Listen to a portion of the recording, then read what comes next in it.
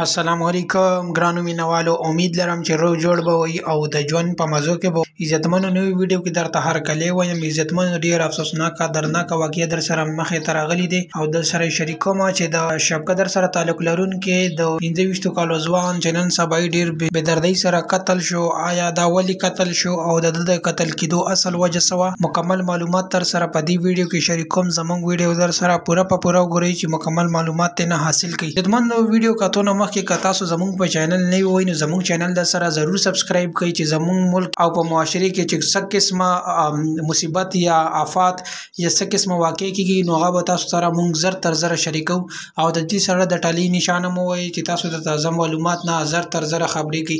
ملګرو څنګه خبر چې مخې ته راغلی دی چې د شبکه در سره تعلق لرونکی د 25 کالو ځوان ډېر ښایسته هلک او څو ورځې مخکې واده کړی و، ډېر زیات په بېدردۍ سره قتل کړلی شو او خلکو دا ظاهره کړې دا په اف سی کې ډیوټي کوله. د هغې نه بعد بیا د اف سی ډیوټي پرېښوه او په وابډې کې بھرتي شو چې وابډې کې د سرویس کولو او څو ورځې پهله یې واده کړ. هغې نه بعد دا ظاهره شوې دی چې د دوی د چا سره په ځمکې باندې لانجه وه چې د هغې په وجه باندې هغه فریقین راپاڅېدل او په ده باندې ډاز یې وکړې او دا یې وویشتو. دا ډېر زیات زخمي شوی و خو چونکې بس دا په سینه باندې 2 ډزه لګېدلې او د هغې په وجه باندې دا ډېر زیات خراب و او هغې نه بعد دا وفات شو.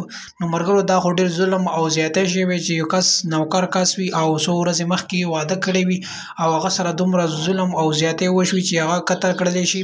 نو ملګرو، داسې قسمه کارونه زموږ په معاشرې کې ډېر زیات شوي. د دې لپاره حکومت او پولیس ته پکار دی چې داسې قانون جوړ کړي چې دا د دې شي والا روکتام وشي، که نه زموږ معاشره به ډېره زیاته خرابه. ملګرو، زموږ چینل در سره سبسکرایب کړئ چې زموږ چې څه قسمه مصیبت یا آفات یا څه قسمه داسې خبر راځي نو زموږ تاسو سره زر تر زره شریک کوو.